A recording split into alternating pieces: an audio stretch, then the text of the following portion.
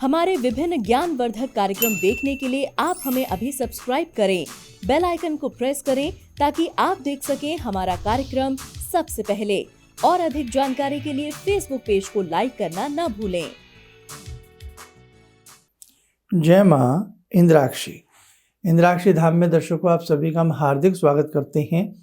आज के दिन जिन जातकों का जन्म दिवस है, मैरिज एनिवर्सरी है, उन सभी को हमारी तरफ से बहुत बहुत शुभकामनाएं। आज एक चीज़ हम आपको बता रहे हैं, यदि किसी भी जातक की जन्म पत्रिका में शनि और चंद्र इकट्ठे हों, इसका प्रभाव हमेशा नकारात्मक होता है। कुंडली में कुछ ऐसे योग होते हैं जो कई बार नकारात्मक होते हुए भी सकारात्मक प्रभाव दे जाते हैं। जैसे राहु को पापी ग्रह माना जाता है, और यही पापी ग्रह कुंडली के छठे भाव में हो शुभ फल देता। लेकिन चंद्रमा और शनि की युति किसी भी भाव में होगी, उसके परिणाम अच्छे नहीं होते। क्या क्या होता है, आइए इस अंक में आपको हम बताएंगे। पहले आज का हम पंचांग देख लेते हैं। 11 जनवरी सन 2022, दिन मंगलवार, पौष मास, शुक्ल पक्ष, संवत 2078, तिथि नवमी, नक्षत्र अश्वनी, राहु काल 3 से 4:30, दिशा शूल, उत्तर दिशा। आपकी जन्म पत्रिका है या बच्चे की जन्म पत्रिका है, लग्न में ही चंद्र शनि की युति हो, तो एक बात तो ध्यान रखें, चंद्र शनि की युति जहाँ भी होगी, ये फेफड़ों के लिए अच्छी नहीं होगी। ये कफ बनाएगी, और ख़ास तौर से जो माहौल आजकल का चल रहा है, जिस प्रकार से बीमारियां हैं, कोरोना की बातें हैं और बहुत सारी चीज़ें हैं, तो वहाँ भी आप जानते हैं कि कफ का बनना, गले का ख़राब होना, आपके हृदय में कहीं ना कहीं घबराहट सी रहना, मन में घबराहट सी रहना, मन विचलित रहना, डिप्रेशन सा रहना, या जल्द फीवर का पकड़ लेना, तो इन सब चीज़ों से तो हमें सावधान रहना ही रहना है आजकल के माहौल के हिसाब से। और दूसरी बात, जिस जातक की जन्म पत्रिका में ये चंद्र शनि की युति हो, उसके लिए अत्यधिक सावधानी की आवश्यकता बन जाती है। ज्योतिष विद्या के अनुसार वो व्यक्ति सर्दी गर्मी को जल्द पकड़ेगा, उसको कफ कोल्ड नज़ले की शिकायत जल्द होगी, और वो व्यक्ति डिप्रेशन में भी जल्द आता है, और कहीं ना कहीं नींद न आने की बीमारी भी उस व्यक्ति को पकड़ सकती है। तो देखो, आपकी जन्म पत्रिका में बैठा 2 ग्रहों की युति आपकी बहुत सारी चीज़ों को बयां कर सकता है। अब चंद्र शनि की युति कहाँ है, ये भी देखने वाली बात होती है। वैसे तो चंद्र शनि की युति जहाँ पर भी कुंडली में होगी, ये हानिकारक ही होगी। तृतीय भाव में होगी, बलाबल को क्षीण करेगी, ऐसा व्यक्ति बहुत जल्द डरेगा, बहुत जल्द घबराएगा। प्रथम भाव में होगी तो भी शारीरिक स्थिति को कमजोर करेगा, आलस्य, सुस्ती, प्रमाद को उत्पन्न करेगा। द्वितीय भाव में होगी, वाणी में वो बात नहीं आ पाएगी, धन संचय में भी वो बात नहीं आ पाएगी। चतुर्थ भाव में होगी, सुख का हनन करेगा, रोगों को जन्म देगा, माता पीड़ित रहेगी। पंचम भाव में होगी तो पंचम भाव में बुद्धि का स्थान होता है, संतान का स्थान होता है, पेट का स्थान होता है। ऐसे ही आपको छठा भाव पता है कुंडली में किन किन भावों का होता है, सप्तम भाव भी आपको मालूम है। तो कहने का भाव, आपके लिए, किसी भी जातक के लिए चंद्र शनि की युति आपकी जन्म पत्रिका में शुभ नहीं है। जिनकी जन्म पत्रियां नहीं बनी हैं, तो आपकी हथेली से जाना जा सकता है चंद्र शनि। अब देखो, ये है चंद्रमा, ये मानसल स्थिति चंद्रमा है, यहाँ बीच में ये शनि रेखा भी गुजरती है, और ये शनि पर्वत है। अब हथेली में बड़ा ही हिसाब से जाना जाता है कि दोनों ग्रह आपस में युतिबद्ध हैं, दोनों पर्वतों का अत्यधिक झुकाव, उसके साथ साथ किसी रेखा को, दोनों पर्वतों को मिलाना, ये चंद्र और शनि की युति आपकी हथेली में उत्पन्न हो जाती है।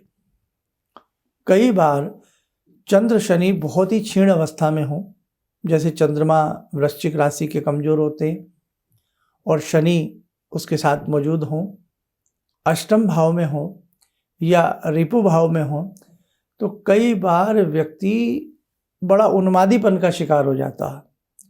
जैसे जैसे चंद्रमा की कलाएं बढ़ती हैं, पूर्णिमा नज़दीक आता है, वैसे वैसे वो व्यक्ति अपना आपा खोने लगता है।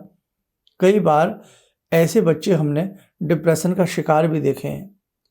और जिन बच्चों की जन्मजात कुंडली में ऐसा योग हो तो वहाँ हमें विशेष प्रकार की सावधानी करनी चाहिए। उन बच्चों के निमित्त कुछ विशेष उपाय कर लेने चाहिए। कई बार शिकायत होती है कि बच्चे प्रॉपर वे में बोल नहीं पाते, अपने मन की बात नहीं कह पाते। आयु बढ़ते बढ़ते बढ़ते बढ़ते बड़े डिप्रेशन का शिकार भी कई बार ऐसे बच्चे देखे गए हैं। तो भाई भगवान न करे कि कहीं ऐसी युति से कोई गुजर रहा हो तो आप इन सब चीज़ों का उपाय कर लें। और यदि किसी बड़े व्यक्ति की कुंडली में ऐसा है, चंद्र शनि की युति है, तो मैं आपको 2 ही राय दूंगा, हनुमान जी की सेवा करना और गायत्री मंत्र का सेवन करना। हनुमान जी की सेवा करना, गायत्री मंत्र का जपना, आप मन से कुछ दिन करके देख लीजिएगा, आपके समस्त विकार दूर हो जाएंगे। क्यों? हनुमान जी की सेवा साधना बल की उत्पत्ति करती है, संकटों का विनाश करती है।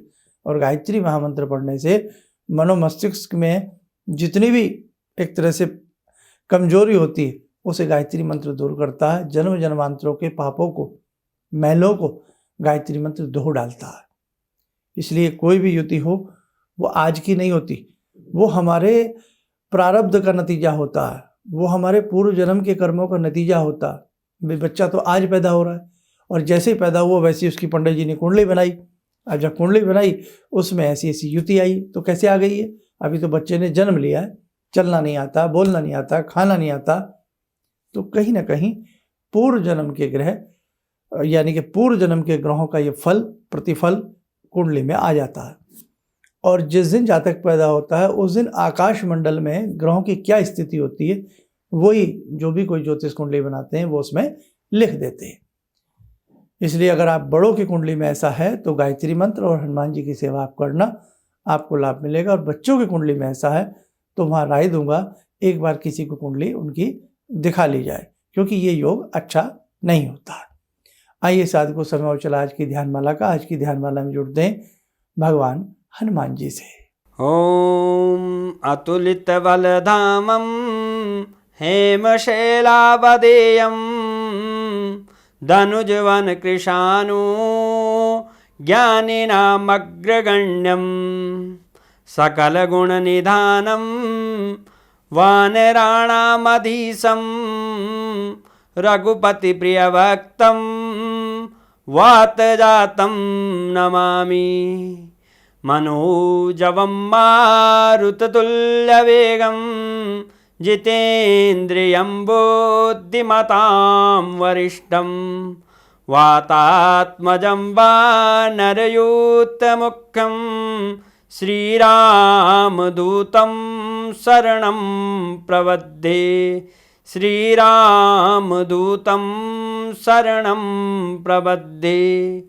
रामाय रामभद्राय रामचन्द्राय वेदसे श्रीरघुनाथनाथाय सीताया पतये नमः। श्री हनुमंताय नमः। कवच बनाएं, ध्यान करें, बाबा जी का शुभ आशीष हम सब के ऊपर बरस रहा है।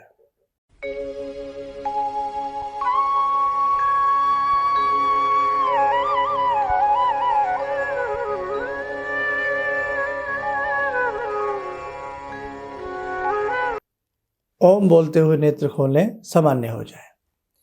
देखो साधकों, ऐसी जो भी युति होती हैं वो आपकी जन्म पत्रिकाओं में होती हैं। तो जिनके पास जन्म पत्रिकाएं ना हों वो जब भी जन्म पत्रिकाएं बनवाएं वैदिक विधि से बनवाएं। इसके लिए आप हमारे संस्थान से भी संपर्क कर सकते हैं। और यदि जैसी युति आज हमने बताई इस प्रकार की युति किसी की कुंडली में है, बहुत छोटे बच्चे हैं, उपाय समझ में नहीं आ रहा है, या जो भी है, या किसी बड़े की भी है और आप कोई सटीक उपाय उसके लिए चाहते हैं तो उसके लिए आप हमारे संस्थान से टेलीफोनिक अपॉइंटमेंट ले सकते हैं। आप स्वस्थ रहें, सुखी रहें। इन्हीं शुभकामनाओं के साथ हम अपनी वाणी को विराम देते हैं। जय माँ इंद्राक्षी। मेरी बार बार आँखों की नाड़ी फट जाती थी, तो डॉक्टर ने मेरे को बोला कि ये कैसे हो गया। मेरे 30 साल की प्रैक्टिस में कभी भी इस आँख की रोशनी चली गई थी, तो वो मैं मंत्र करती थी, आपने मेरे को बताया था, तो उस मंत्र से मेरी रोशनी वापस आ गई। मेरे को काला मोतियाबिंद है, तो हाँ अब ठीक है, इस रोशनी आँख में आ गई। तो वो बोले कि मैं बड़ा हैरान हूँ कि रोशनी ये वापस आ कैसे गई, तो आपकी कृपा से आई। किसी भी समस्या के समाधान के लिए मिले प्रसिद्ध हस्तरेखा एवं वास्तु विशेषज्ञ प्रोफेसर धर्मेंद्र शर्मा जी से। नोट: शिविर में भाग लेने हेतु एवं व्यक्तिगत रूप से मिलने के लिए कॉल करने का समय सुबह 10 बजे से शाम 6 बजे तक। हमारे विभिन्न ज्ञानवर्धक कार्यक्रम देखने के लिए आप हमें अभी सब्सक्राइब करें, बेल आइकन को प्रेस करें ताकि आप देख सकें हमारा कार्यक्रम सबसे पहले। और अधिक जानकारी के लिए फेसबुक पेज को लाइक करना न भूलें। Yo